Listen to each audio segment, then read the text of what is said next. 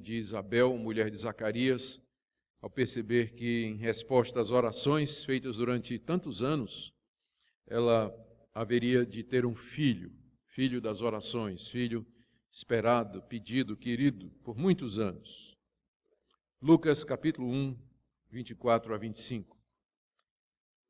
Lucas 1, 24 a 25. Passados esses dias, Isabel, sua mulher, concebeu e ocultou-se por 5 meses, dizendo: Assim me fez o Senhor, contemplando-me, para anular o meu opróbrio perante os homens. Meus irmãos, orar é o exercício espiritual mais básico daquele que crê em Deus e no seu Filho Jesus Cristo. A oração está para o crente como a respiração está para o ser humano. É a vida da alma, orar, falar com Deus, estar na sua presença. Mas eu conheço pouca coisa na vida cristã que esteja tão cercada de dúvidas, dificuldades e questionamentos do que a oração. Deveria ser uma coisa simples. Orar é falar com Deus, se comunicar com Ele, ter uma comunhão significativa e pessoal com Deus. Todavia, há tanta dificuldade relacionada com a oração que não são poucos os cristãos que não sentem ânimo, coragem ou valor até em tirar tempo para orar, para estar com Deus e falar com Deus. Eu tenho certeza que se nós fôssemos fazer uma enquete sobre a quantidade de tempo que os cristãos usam diariamente em oração e fôssemos comparar com outras atividades, eu tenho para mim, quase por certo, que a oração não estaria entre os top 10, né? As 10 atividades que mais ocupam os cristãos durante o dia. O que é surpreendente, uma vez que nós consideramos aquilo que nós dizemos, que nós cremos em Deus, cremos que Ele ouve as orações, cremos que Ele é todo-poderoso, que Ele é bom e que Ele atende aquele que o busca no nome de Jesus. Nós estamos estudando o Evangelho de Lucas e chegamos aqui a esse ponto, versos 24 e 25, onde nós temos o registro de uma resposta de oração. Uma resposta extraordinária de oração, sobre a qual eu gostaria de meditar com os irmãos para aprendermos um pouquinho mais acerca da oração. Nós já vimos na introdução do Evangelho que Lucas apresenta essa obra chamada Lucas Atos com o propósito de certificar essa pessoa chamada Teófilo, mencionada aí no verso 3, a respeito dos fatos ocorridos entre eles, os fatos que deram origem historicamente ao Evangelho de Jesus Cristo. E nós vimos que podemos confiar no Evangelho e na Bíblia, pela maneira como o Evangelho foi escrito, a Bíblia foi escrita pela supervisão de Deus.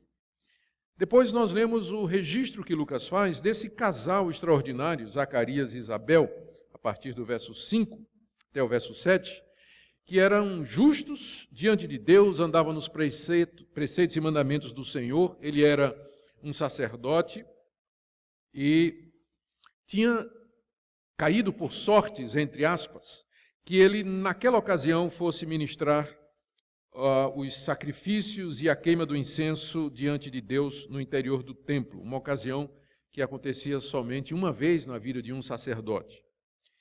E lemos como, a partir do verso 8, o anjo Gabriel apareceu a ele, quando ele estava lá dentro do santuário, queimando incenso diante de Deus. E Zacarias ficou perturbado com a aparição do anjo, e o anjo lhe disse que as orações que eles vinham fazendo, Zacarias e sua mulher, há muitos anos, finalmente foram ouvidas diante de Deus. Isabel era estéril. A esterilidade era uma coisa muito temida naquela época, porque não ter filhos era considerado entre os judeus quase que como uma desgraça, porque toda mulher tinha a esperança de ser a mãe do Messias prometido, e ser estéril já a colocava fora dessa esperança. E era como se fosse um sinal do desprazer de Deus. Isabel era uma dessas mulheres estéreis, e o marido vinha orando por ela durante muitos anos, para que ela tivesse um filho.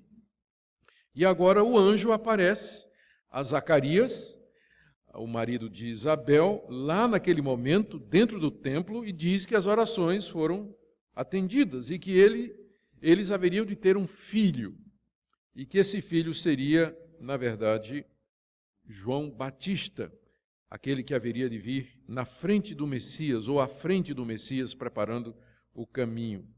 Vimos como Zacarias não acreditou. É curioso, né? A gente passa a vida toda pedindo por uma coisa, e quando chega a gente não acredita.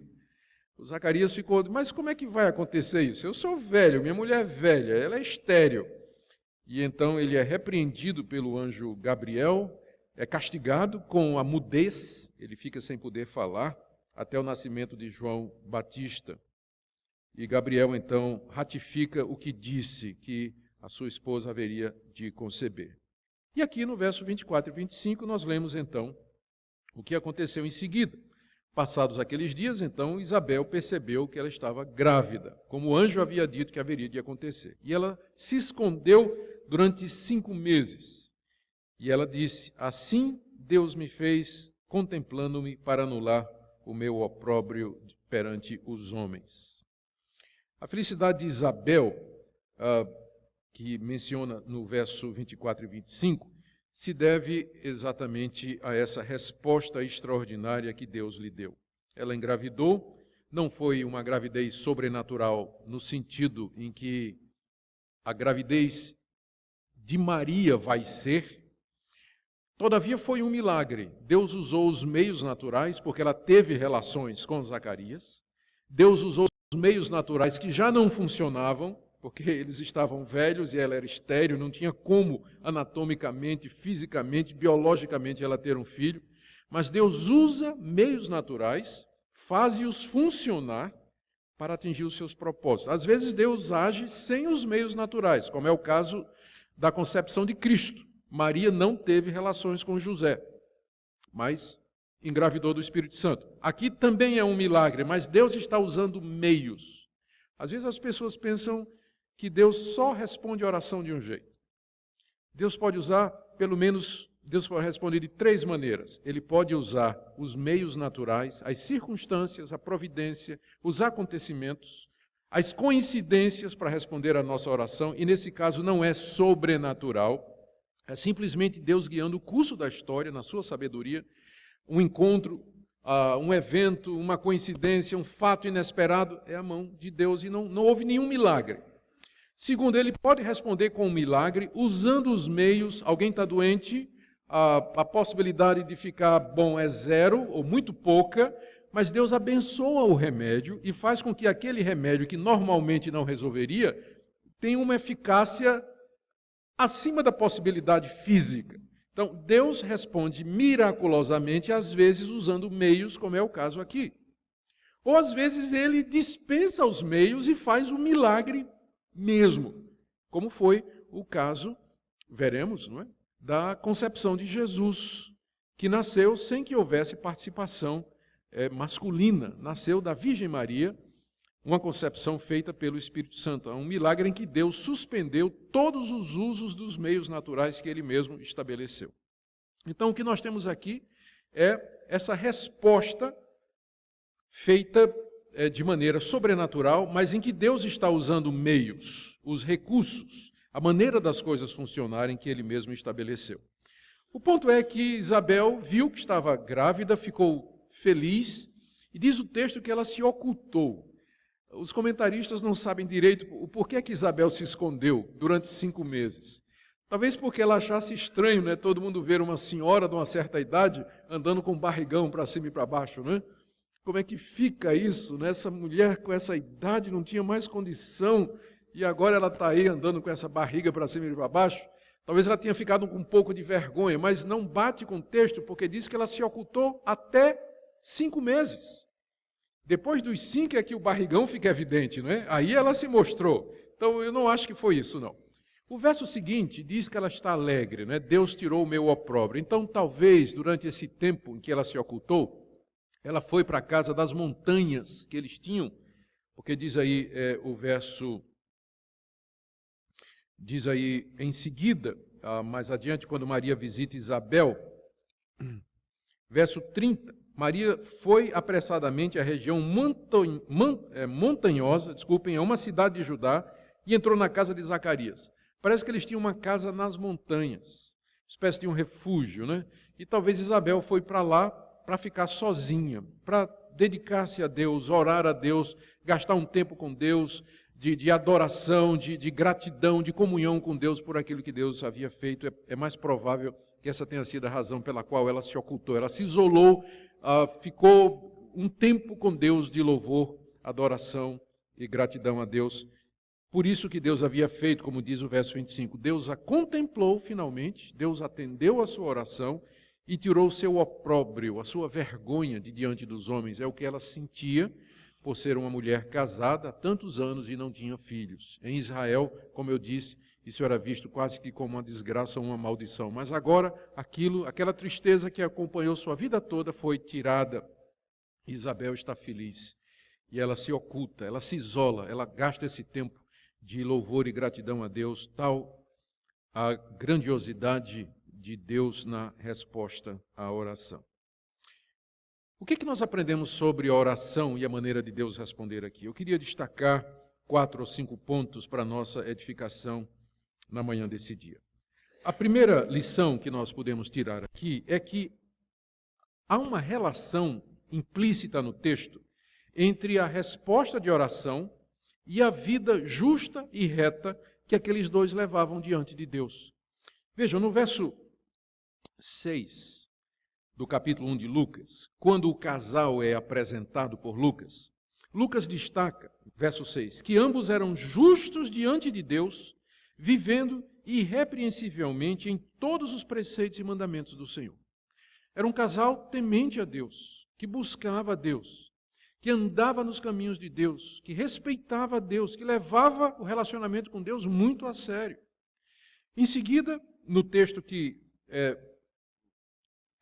se sucede, o anjo, quando aparece a Zacarias, diz no verso 13, Zacarias, não temas, porque a tua oração foi ouvida.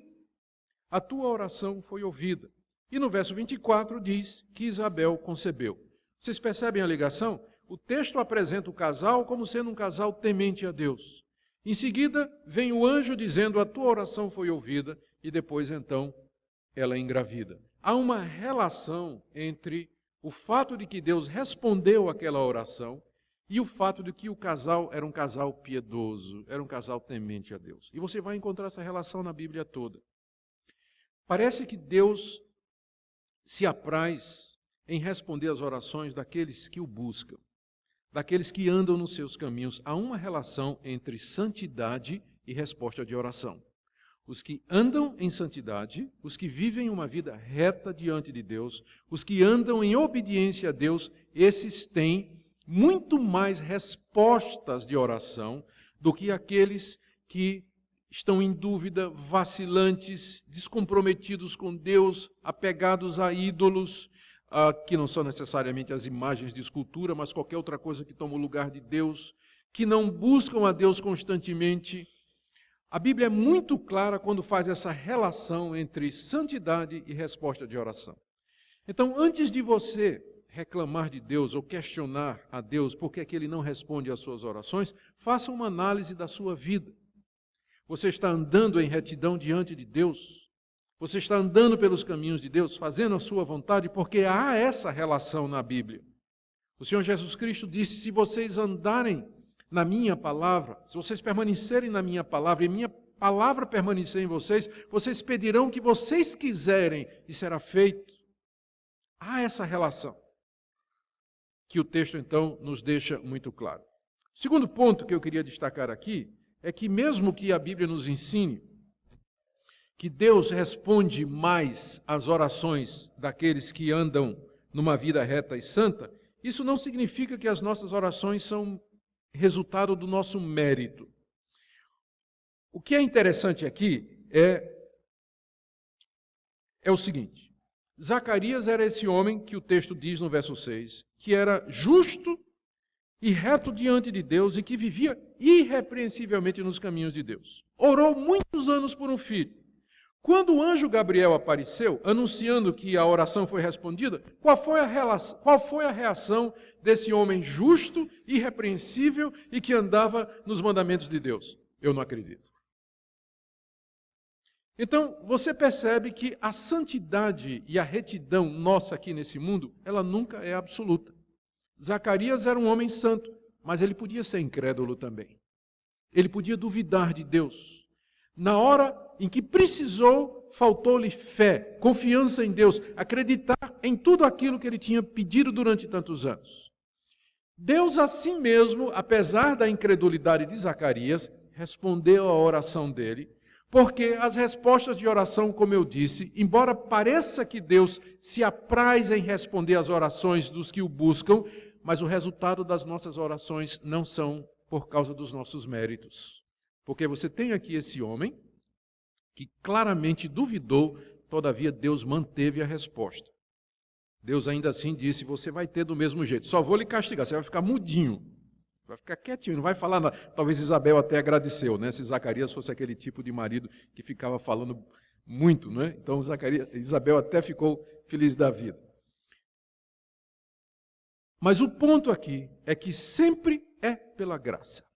Quando Deus responde uma oração, é favor, é misericórdia, não é com base na sua perfeição absoluta, porque você não tem perfeição absoluta, porque você é falho, porque você é incompleto no processo de santificação. Essas duas coisas andam juntas. Por um lado, a Bíblia diz, ande nos caminhos de Deus e Deus vai responder suas orações. Por outro, a Bíblia diz, ainda que você ande nos caminhos de Deus, você nunca vai fazer isso de maneira perfeita. Portanto, quando Deus responder, é sempre graça. É sempre misericórdia. Não é porque você merece. Não é porque você tem direito a coisa alguma. Mas é porque Deus, na sua misericórdia, resolveu atender. Então, santidade e humildade para reconhecer que é pela graça, elas andam juntas nessa área de oração. Nós temos que procurar uma vida santa, mas sempre lembrando que a resposta de oração vem da parte de Deus. Essa é a segunda lição que nós aprendemos. Há uma terceira aqui. Zacarias orou muito tempo sem ter uma resposta. A gente ora às vezes 2 dias e Deus não responde e a gente desiste. Não vou orar mais por isso. Zacarias deve ter orado talvez uns 30 ou 40 anos. 30 ou 40 anos, para que a sua esposa tivesse um filho. E ele não desistiu durante todos estes anos, porque quando o anjo aparece e diz, a tua oração foi ouvida, dá a impressão de que ele está se referindo a alguma coisa que Zacarias tinha feito recentemente, não é alguma coisa que ele fez há 40 anos atrás e tinha parado. Olha, aquela oração que você fez há 40 anos, lembra, Zacarias? Eu vim responder hoje. Não. A ideia do texto era de que Zacarias continuava a orar pela sua esposa, apesar de idosos, e ela ser estéril. Ele era um homem consagrado a Deus, e apesar das dificuldades, à medida que os anos iam passando, cada ano representava um tijolo a mais na parede da dificuldade para ela engravidar, porque eles iam ficando mais velhos. Apesar disso, ele não desistiu. Ano após ano, perseverou, e Zacarias aqui aparece também como exemplo de perseverança e nos ensina de que Deus nem sempre responde de imediato. Às vezes ele leva anos para responder uma oração. O ponto é que enquanto ele não der um não definitivo e claro, você deve continuar orando. Enquanto não ficar absolutamente claro que Deus disse não, você pode continuar pedindo, pode continuar insistindo, todo dia. Lembra a Deus, por assim dizer. Fala com Ele. É o filho desviado. Enquanto ele está vivo, a resposta é, pode ser. É o marido que não se converteu, está vivo. A esposa, está viva ela. O vizinho pelo qual você vê o evangelho, está vivo. Então, significa que Deus não deu uma resposta negativa ainda. Vai orando, vai insistindo. Não pare de orar. Porque Deus se agrada em responder a perseverança na oração. Queridos, aqui um quarto ponto que eu acho tão interessante aqui. É que esse texto nos ensina que Deus às vezes concede muito mais do que a gente pede. O que aquele casal de velhinhos queria? Queria um filho, para que Isabel não se sentisse preterida ou desgraçada, entre aspas, no meio da comunidade, daquela cidadezinha onde eles moravam. Ela queria se sentir feliz por ser uma mãe, ela queria um filho, era só isso. Quando Deus respondeu, Deus não deu somente um filho. Deus deu o filho, aquele que haveria de ser o precursor do Messias, João Batista, que converteria o coração dos pais aos filhos. Veja como o anjo, quando anunciou a resposta de oração, veja como ele diz, no verso 14, depois de dizer no verso 13, tua mulher dará à luz um filho, e dizer qual seria o nome do filho de João, disse, em ti haverá prazer e alegria, muitos se regozijarão com seu nascimento, ou seja, não seria uma criança normal, pois ele será grande diante do Senhor, não beberá vinho nem bebida forte, será cheio do Espírito Santo já desde o ventre materno, e converterá muitos dos filhos de Israel, Senhor seu Deus, e irá diante do Senhor no espírito e poder de Elias, para converter o coração dos pais aos filhos, converter os obedientes à prática, à prudência dos justos, e habilitar para o Senhor um povo preparado. O anjo está usando de propósito aqui, Malaquias capítulo 4, de 5 a 6, onde havia a profecia de que Deus haveria de mandar o profeta Elias antes do grande e terrível dia do Senhor. Então veja só, Deus não somente respondeu o pedido, eu queria ter um filho, mas Deus disse, eu não só vou te dar um filho, mas eu vou te dar aquele que está prometido lá no Antigo Testamento e que seria o precursor do Messias. Isso mostra que nós não podemos limitar a Deus nas suas respostas. E isso mostra também que é muito bom que Deus nem sempre responde às nossas orações do jeito que nós queremos. Zacarias queria um filho, Deus deu muito mais do que um filho. Deus deu um filho especial. Deus deu um filho que seria uma bênção, que ficaria na história por toda a eternidade. Alguém que faria a diferença no mundo. Quando nós orarmos e pedirmos a Deus aquilo que está no nosso coração, estejamos abertos para ver respostas maiores do que aquilo que nós imaginamos, porque está escrito que Ele é poderoso para fazer muito mais, além daquilo do que pedimos ou pensamos, segundo o seu poder que opera em nós. Às vezes nós limitamos Deus, nós dizemos, não, isso aí Deus não pode fazer, é impossível.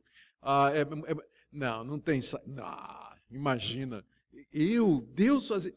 Não tem limites ao que Deus pode fazer. E agora eu quero ir ao último ponto, e que tem a ver com uma dificuldade que muitos têm com relação à oração.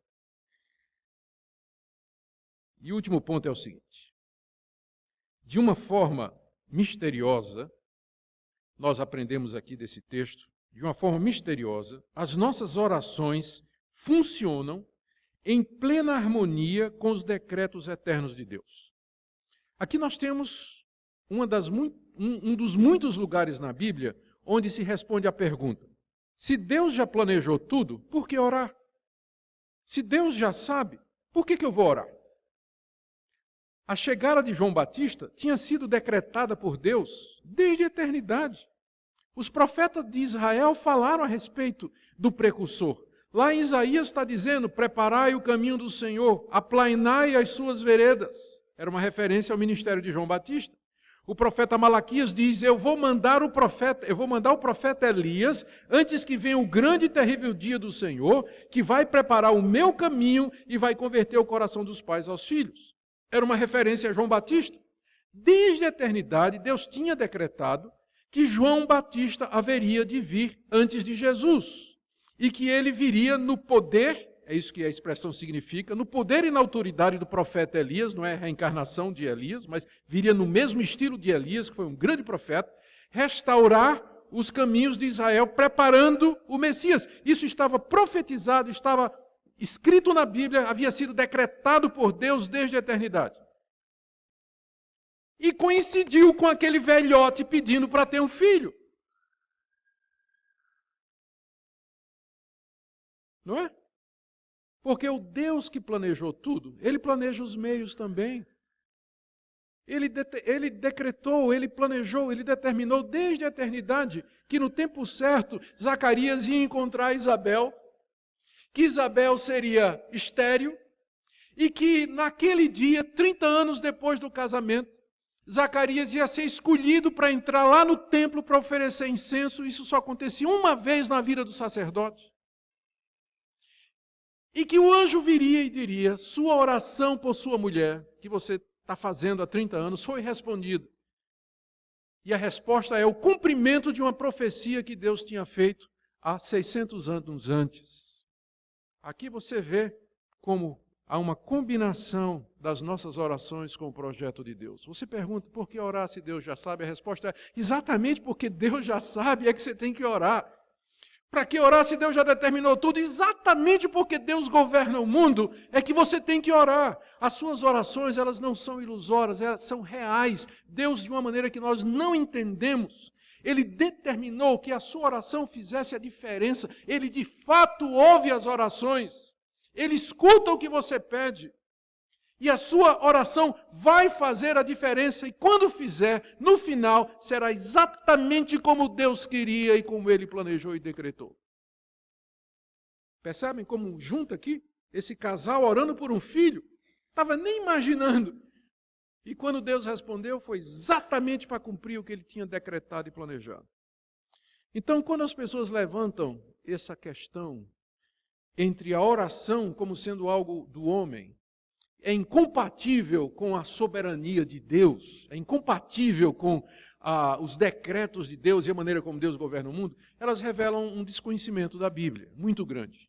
Ou limitam a Deus, porque eles imaginam que Deus não pode, sendo Ele quem é, planejar o mundo, organizar o mundo, orientar o mundo de tal maneira que através das suas decisões e das minhas decisões, no final, o plano dele seja exatamente como ele queria. Esse é o nosso Deus. Não tem limites para o que ele pode fazer. Então, a sua escolha, a sua decisão, as suas orações, a sua busca de Deus, pode saber que não são movimentos ilusórios no tabuleiro da predestinação, mas são decisões reais.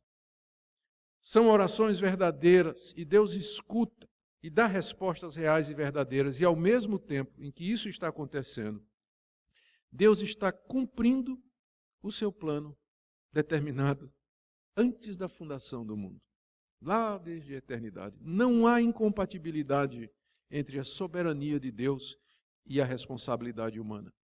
As duas coisas andam juntas. Nem sempre percebemos como elas se relacionam, como eu tenho certeza que Zacarias e Isabel, quando estavam orando, não estavam dizendo assim: Senhor, cumpre em nós aquela profecia de Malaquias, nós queremos que nosso filho seja o profeta Elias. Eles não estavam nem conscientes disso. Como nós também não precisamos estar conscientes dos planos soberanos de Deus, porque muito do que Deus quer e planeja é mistério mesmo, a Bíblia não revela.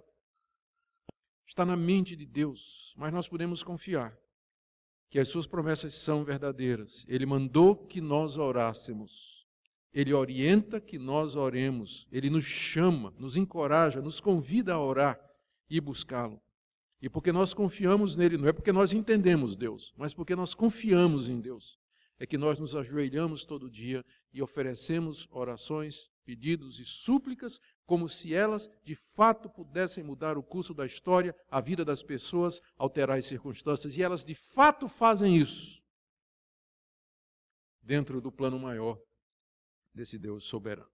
Eu quero terminar com algumas aplicações para nós aqui, e a primeira é evidente. Não deixe que questionamentos sobre a soberania de Deus, a predestinação, a eleição, o governo de Deus nesse mundo, de alguma maneira, seja um obstáculo para as suas orações. Não diga assim: eu não sei se meu filho é predestinado, por isso eu não vou orar por ele. Não diga assim: eu não sei se meu marido é predestinado, se meu esposo, minha esposa é predestinada, não sei se meu colega de classe é predestinado. Isso não é da sua conta, desculpe. Esse é um problema de Deus. Zacarias e Isabel estavam orando por um filho, não estavam nem preocupados em cumprimento da promessa de Malaquias. Isso é uma questão de Deus. A Bíblia manda você orar por todos que você conhece, interceder por eles, pedir, suplicar pela conversão deles. Então não deixe a soberania de Deus ser um obstáculo às suas orações. Quando você se ajoelhar para orar, buscar a Deus, faça de todo o coração, sabendo que Deus de boa mente ouve a sua oração e haverá de responder no tempo dele. Segunda aplicação prática, não pare de orar até Deus dar um não bem grande em letra de neon piscando em vermelho. Não é? Enquanto ele não fizer isso, você pode pedir, você pode insistir, você pode orar, porque Deus tem o tempo dele não é o nosso. Zacarias orou 30, 40 anos, até chegar o tempo do cumprimento. E o último ponto é esse. Antes de você reclamar de Deus que ele não está respondendo a sua oração, lembra que Zacarias e Isabel eram justos diante de Deus, andavam irrepreensivelmente nos caminhos do Senhor e procuravam viver uma vida que agradava a Deus. Olha a sua vida. De fato você quer agradar a Deus? De fato você deseja aquilo que você está pedindo? Quando você ora a Deus e diz assim, Deus converte o meu marido. Você quer mesmo um marido convertido? Porque novo convertido vai tirar você da cama no domingo, 6:30 da manhã para ir para a igreja. Novo convertido vai dizer, eu quero ler a Bíblia com você todo dia. Novo convertido vai dizer, mulher, você agora não faz isso mais não. Novo convertido faz isso. Você quer um marido convertido? Às vezes a gente está pedindo coisa que a gente não quer. Pensa bem no que é que você está pedindo. Você quer que seu chefe se converta? Quer ter um crente zeloso, né? Novo convertido como seu chefe no trabalho? Então, há uma relação entre a nossa vida de comunhão com Deus, de santidade e as orações respondidas. E eu espero que essa palavra ela sirva não somente para estimular você a orar, mas também para viver uma vida santa e reta diante de Deus. Porque é dessa maneira que Ele vai cumprir os seus planos e propósitos, e as respostas dele serão sempre maiores do que aquilo que nós pedimos e imaginamos. Amém? Vamos orar. Ó Deus querido, obrigado pela Tua palavra, que ela nos instrui, que ela nos ilumina, que ela nos conduz na verdade. Ensina-nos a orar, a perseverar, a insistir. Ensina-nos a viver uma vida santa. Ensina-nos a estar preparados para as respostas. Ensina-nos, ó Deus, a lembrar que porque Tu és o que és, é que nossas orações terão resposta. Porque o Senhor é todo-poderoso, onisciente, onipotente, onipresente. O Senhor sabe todas as coisas, o Senhor é sábio e bom. Ouve as orações do Teu povo aqui nessa manhã. Em nome de Jesus. Amém.